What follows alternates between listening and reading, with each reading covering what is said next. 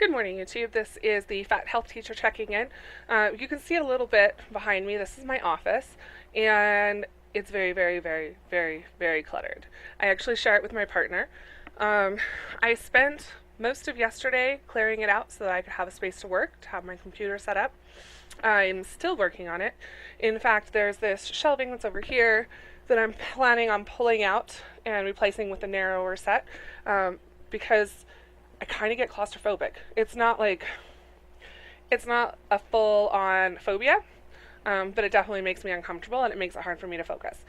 Now, that said, it's possible I'm just using it as an excuse to procrastinate.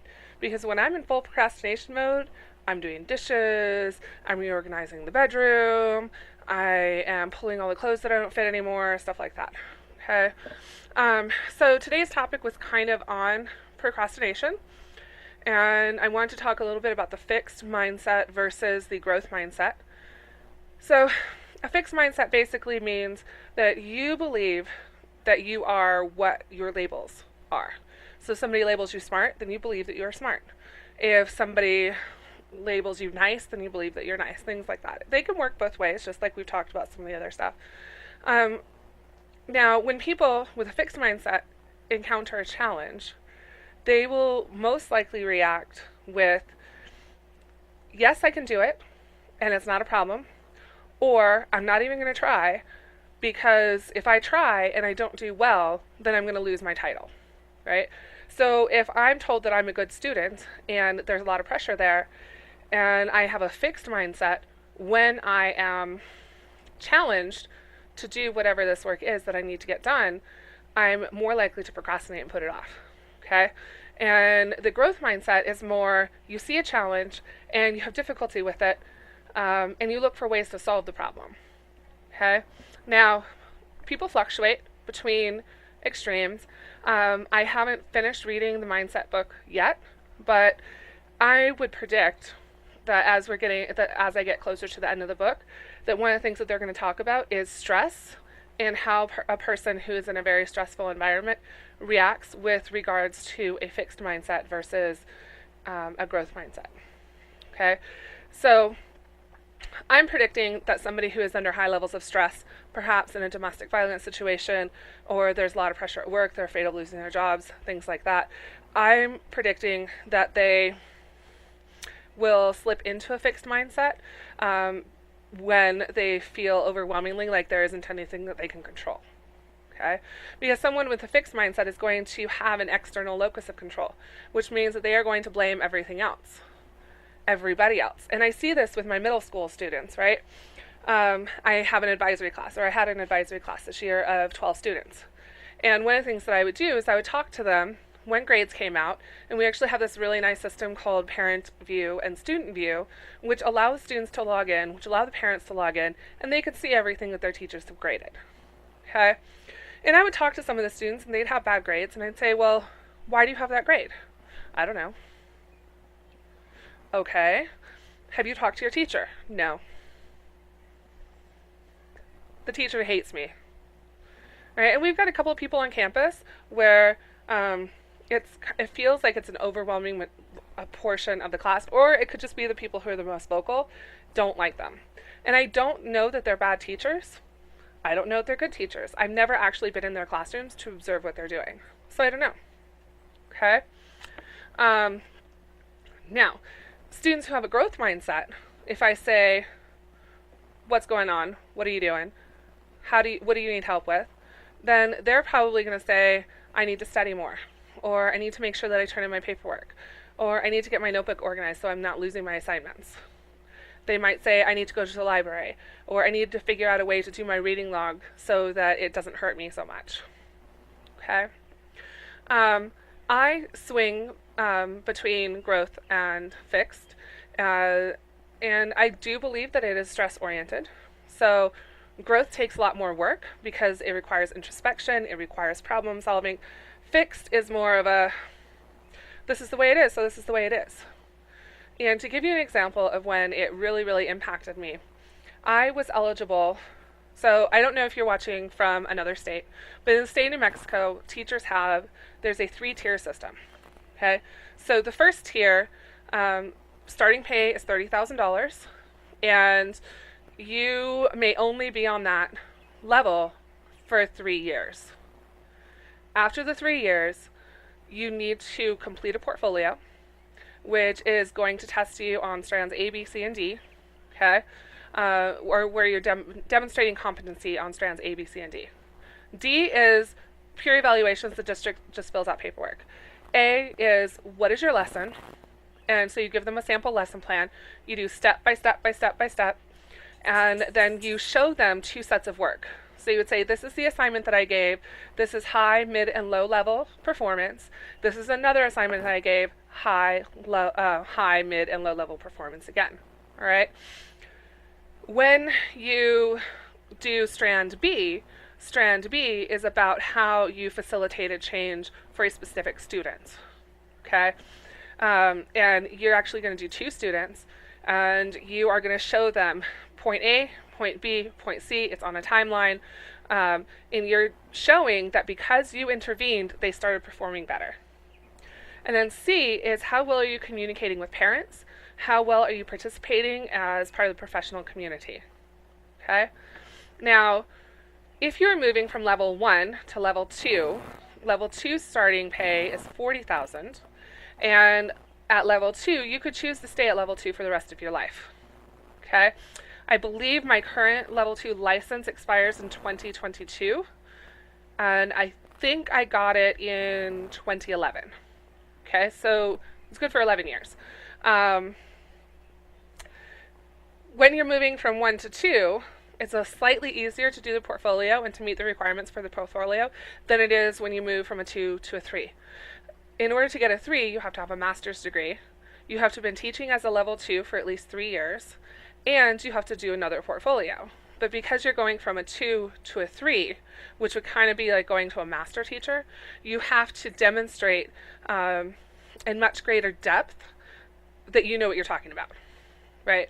You went and you got this degree, it's connected to what you're teaching, and you have to show that you know, again, that you know what you're talking about, all right? And they don't want short answers. They want really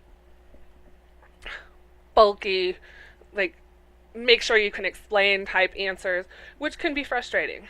So, I was eligible in 2011, I believe. So when I renewed my level 2, I was actually eligible to go to a level 3. And I was so scared. Okay? I had no idea if I was going to do this portfolio correctly. And what I ended up doing is procrastinating. And I ended up procrastinating for something like 2 years, which means that I missed out on that pay jump for at least 2 years, which sucked. It was terrible. It put a lot of pressure on me financially. And as I've done some reading, I've learned that another word for what I was feeling was imposter syndrome. And I've actually had this feeling for a lot of things. Somebody tells me that I did well, and I know that I could have done better. I'm doing observations in the classroom. I have my professor come in, or I have my principal come in, and they like what they see. They give me good reviews. I turn in a paper. My professor says, this is fantastic. You should go for your doctoral degree. And the first thing I think is, if only you knew. If only you knew how much more I was capable of and how little I'm actually doing right now. And it's not that I'm not working hard, it's just that my expectation for myself is like so high when the expectation for the norm is like here. Okay. Another way that this was reflected as far as how I function is when I was in college and anytime I've had assignments, instead of doing the easy thing, right? So like I was in a drug class. Instead of doing a paper on marijuana, which freaking everybody was doing, I think I chose PCP. I don't remember. All right. But I was constantly doing that, right? I was picking the harder topics in order to challenge myself, which is a characteristic of growth mindset, which is fantastic. But the idea that I'm going to get caught and called to the carpet because I'm a fraud, this is imposter syndrome, and it's actually a characteristic of a fixed mindset versus a growth mindset. Okay? So the growth mindset is, let's figure out how this works. Fixed mindset is, I have no control. I can either do it or I can't do it, but it's not within my control. Okay? So why do I bring this up? I'm bringing this up because I'm trying to be more productive this summer. Last summer, I actually had my son with me the whole time. This time, I am sending him to a camp, which I think he's absolutely going to love. And this is going to allow me to work on work, so things that I need to get done for work. Let me show you my little to-do list. And this is just for today, except for the little orange box that's down in the corner. Okay? This is my to-do list.